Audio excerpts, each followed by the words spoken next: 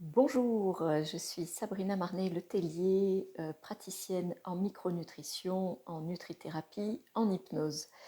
Et aujourd'hui, je vais vous parler, donc bienvenue pour cette question nutri du lundi. Aujourd'hui, je vais vous parler du cholestérol. Je pense qu'il est temps de réhabiliter le cholestérol et de repasser sur certaines notions, on va dire, carrément fausses. Donc déjà, le cholestérol, de quoi il s'agit? Le cholestérol, c'est un lipide, donc c'est une matière grasse qui fait partie de la famille des stérols. Voilà. C'est une molécule qui est apportée par l'alimentation, mais aussi qui est produite par le foie. Très important, donc 20% à peu près, ça va dépendre des gens, mais en moyenne 20% du cholestérol qu'on va retrouver dans le sang est apporté par l'alimentation. Et donc 80% est apporté par le foie, enfin est produit par notre foie. Ça fait quand même un petit peu réfléchir quant à l'impact de l'alimentation, en tout cas des fameux aliments riches en cholestérol, sur notre propre taux de cholestérol. Voilà. Ensuite, il faut savoir que ce cholestérol, il ne va pas se déplacer tout seul dans le sang, il est présent sous différentes formes et il est notamment transporté par des protéines qui permettent justement de l'amener d'un endroit à un autre. Donc, soit de l'intestin jusqu'au foie, soit du foie jusqu'aux cellules, soit des cellules jusqu'au foie. On va trouver, alors il y a plusieurs formes, mais je vais essayer d'être synthétique, on va retrouver deux formes majoritaires de ce cholestérol, le cholestérol LDL ou Low Density Lipoprotein Cholesterol, soit le HDL, High Density Lipoprotein Cholesterol. En gros, ça veut dire quoi? Que votre cholestérol va être apporté par une lipoprotéine ou une apolipoprotéine de type B ou de type A. Donc c'est un peu une protéine de transport qui va aller transporter. Donc les LDL vont être les protéines qui vont transporter le cholestérol du foie vers les cellules, parce que le cholestérol est un des constituants majeurs de toutes nos membranes cellulaires. Et vu que les cellules meurent, à un moment, il faut, ou s'usent, s'abîment, il faut rapporter du cholestérol pour réparer, entre guillemets, ou pour produire de nouvelles cellules. Donc le LDL va apporter le cholestérol du foie vers les cellules, et la HDL, elle va venir récupérer le cholestérol qui a été utilisé, dégradé, qui va se retrouver un peu libéré après la mort de certaines cellules, ou libéré de cholestérol qu'on va retrouver aussi un petit peu dans les artères, qui va se retrouver libre, va le ramener vers le foie pour être recyclé. Donc en fait, on parle de bon et de mauvais cholestérol. En fait, ça n'a aucun sens. Disons que c'est un cycle. Voilà, le cholestérol doit être amené vers les cellules pour être utilisé et ensuite, il va être ramené pour être, on va dire, recyclé. Donc, déjà, ça c'est important de connaître un petit peu, de savoir de quoi on parle. Pendant longtemps, on s'est dit, oui, s'il y a trop de LDL, ça veut dire qu'on apporte trop de cholestérol aux cellules qui n'en ont pas besoin. Donc ce cholestérol va être en excès et il va venir se déposer dans les artères. Et bien en fait, pas vraiment, c'est un peu plus compliqué que ça, et oui, c'est juste plus compliqué que ça. On s'est déjà rendu compte qu'il fallait qu'il y ait un phénomène inflammatoire et oxydatif pour avoir un dépôt de plaques, d'athérome dans les artères. Donc, quand on parle d'athérosclérose, c'est qu'on a les artères qui se bouchent, notamment la carotide et d'autres aussi. Et donc, c'est un dépôt de plaques d'athérome. Ce dépôt, ce n'est pas juste ce cholestérol en excès ou ce LDL cholestérol en excès qui vient se déposer là. Non, il faut avant ça de l'oxydation et de l'inflammation. On s'est d'ailleurs aperçu qu'il y avait vraiment une forte corrélation entre une inflammation élevée, c'est-à-dire un marqueur de l'inflammation qui est la CRP, une CRP chroniquement élevée et un risque de maladie cardiovasculaire. Donc attention, si ce marqueur dépasse non pas 5 comme on voit sur les analyses, mais déjà si ça dépasse 1, c'est qu'il y a une inflammation dite de bas, voire de moyen grade qui est présente. Et donc ça, c'est un risque de développer différents types de maladies, pas que les maladies cardiovasculaires. Pourquoi l'oxydation aussi intervient?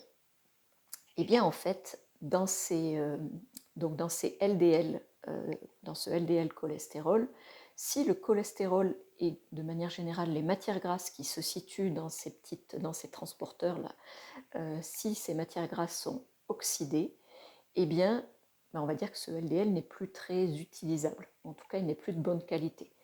Et on s'est aperçu que la présence de ce LDL oxydé augmentait la présence de certains types de récepteurs à la surface des cellules épithéliales, donc notamment des vaisseaux sanguins.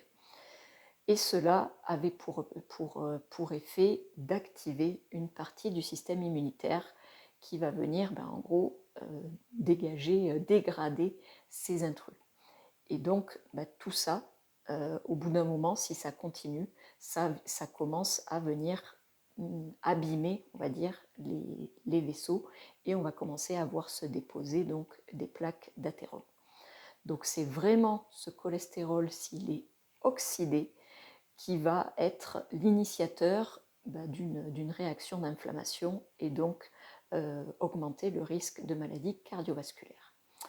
Donc plutôt que de regarder juste, d'en rester juste à cette notion de « Ah, vous avez un cholestérol élevé » ou « Ah, vous avez un LDL cholestérol élevé, c'est pas bien », eh bien, il serait plus juste d'aller demander de faire un dosage de ces LDL oxydés ou des anticorps anti-LDL oxydés dans le sang pour voir justement est-ce qu'il y a un risque ou pas. Un médecin en médecine fonctionnelle ou un praticien qui a une approche justement fonctionnelle va même pousser un petit peu plus loin. Moi, je peux faire aussi des dosages d'apolipoprotéines, donc ces rapports apolipoprotéines B et A, par exemple, ou certains types de ces protéines transporteuses de cholestérol pour voir s'il y a un profil plutôt à risque pour les maladies cardiovasculaires. Donc le LDL oxydé sera important aussi, de même que l'homocystéine. Donc on a différents marqueurs qu'on peut être amené à aller doser. Pour beaucoup, ça se fera dans des laboratoires qui sont vraiment spécialisés sur cette approche préventive ou fonctionnelle. Dans votre laboratoire de ville, je ne suis même pas sûre que ça se fasse, ou alors vous allez payer ça vraiment un bras. Alors que dans des laboratoires comme Juvenalis Biomnis, comme Barbier, comme LIMS, ça fait partie des analyses qu'on va retrouver, notamment ils font des panels pour la prévention des maladies cardiovasculaires. Donc voilà, vraiment c'est ça qui est important d'aller regarder, parce que juste diminuer les LDL en prenant des statines n'aura pas un impact génial, voire pas d'impact du tout, en tout cas pas chez certaines personnes, parce que tant qu'il y a de l'inflammation, tant qu'il y a de l'oxydation, le peu de LDL qui reste va quand même encourager en tout cas cette réaction, et donc va venir augmenter cette plaque d'athérome. Donc voilà, un point vraiment important à considérer. Deuxième chose qu'on ne vous a probablement pas dite, c'est que c'est sûrement plus problématique de manquer de cholestérol que d'avoir trop de cholestérol. Que vous manquiez de cholestérol total ou de cholestérol HDL, là, c'est problématique. Pourquoi? On l'a vu, le cholestérol, déjà, il vient, on va dire que c'est un constituant majeur des cellules, de la paroi de nos cellules, je vais y arriver. Donc forcément, trop peu de cholestérol égale des cellules qui ont un petit peu du mal à se renouveler ou avoir une paroi suffisamment fonctionnelle. Vous avez un cerveau, en principe, si vous m'écoutez, j'espère, vous avez un cerveau, le cerveau est constitué à peu près à 70% de cholestérol. Pareil pour les neurones, etc. Il y a besoin de cholestérol. Donc le risque de diminuer sur le long terme le cholestérol, c'est d'avoir des petits problèmes au niveau du fonctionnement du cerveau, jusqu'aux maladies peut-être d'Alzheimer. Donc attention. D'autre part, Le cholestérol a aussi d'autres utilisations. Le cholestérol va servir à produire de la bile. Quand on manque de cholestérol, on peut manquer de bile ou avoir une bile qui n'est pas de suffisamment bonne qualité et donc avoir des problèmes de digestion du gras, voire de digestion tout court. Le cholestérol entre dans la fabrication des hormones stéroïdes, donc les œstrogènes, la progestérone, la testostérone, etc. Et moi, je vois beaucoup de femmes qui manquent d'hormones, ou d'hommes, hein, j'ai moins d'hommes, donc, mais qui manquent d'hormones, qui ont des niveaux d'hormones trop bas parce que pas assez de cholestérol. Bah oui.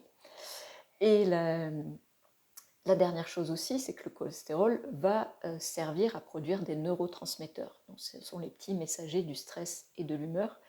Et on s'est d'ailleurs aperçu qu'il y avait un lien entre des niveaux de LDL cholestérol bas et des niveaux et de la dépression, la présence de dépression chez certains patients. Donc trop peu de cholestérol aurait tendance à augmenter la dépression et de manière générale, je dirais, l'adaptation au stress. Dans les derniers effets aussi qu'on a pu identifier, c'est que le fait d'avoir un niveau de cholestérol suffisant permettait aussi d'avoir une meilleure immunité. Et enfin, trop peu de cholestérol, notamment trop peu de LDL, pourrait augmenter le risque de cancer du sang, donc de leucémie. Pas cool quand même. Voilà, donc c'est comme toute chose, en excès c'est pas forcément génial, mais pour moi un cholestérol qui est trop haut, c'est peut-être plutôt un signe de dysfonctionnement soit au niveau du foie, soit au niveau de la thyroïde. Bah oui, parce que s'il y a trop de cholestérol, ça peut aussi venir du fait que le cholestérol n'est pas assez utilisé pour produire de la bile. Et s'il y a une hypothyroïdie, on produit justement moins de bile, ou en tout cas on la sécrète un peu moins. Donc parfois on a un cholestérol qui augmente parce qu'on est aussi en hypothyroïdie. Pas toujours, mais en tout cas ça peut montrer qu'il y a quelque chose soit au niveau de la thyroïde et ou au niveau du foie. Donc plutôt que de vous exciter de trop sur votre alimentation qui joue quand même que à hauteur de 20%, essayez de creuser un petit peu plus et de voir est-ce qu'il y a du cholestérol oxydé. Dans ce cas, il faut jouer sur l'oxydation et avoir une alimentation et antioxydante et anti-inflammatoire. Soit il y a un foie qui peut être un petit peu en souffrance et donc il faut aller l'aider. Alors pour la petite anecdote, parce que j'aime bien la sortir, celle-là, ça m'avait vraiment marqué, j'ai passé une période où j'étais anorexique et c'était une période où j'avais vraiment enlevé tout gras. J'ai jamais eu autant de cholestérol qu'à cette époque. Voilà, je ne mangeais plus du tout de gras, mais par contre j'avais un cholestérol qui dépassait les normes. C'était le seul moment de ma vie et j'avais 15 ans. Voilà, donc le lien entre cholestérol et alimentation, clairement, voilà, vous pouvez continuer vos œufs le matin si ça vous fait plaisir, même si vous avez du cholestérol. En revanche, accompagnez-le bien avec des légumes frais, suffisamment de quantité, des oméga 3, parce que là, ça va peut-être changer les choses. Voilà, si vous avez des questions, des remarques, n'hésitez pas. Si vous avez besoin de sources aussi sur ce que je vous ai cité, eh bien demandez, il y en a. Je vous souhaite une bonne soirée, ciao ciao.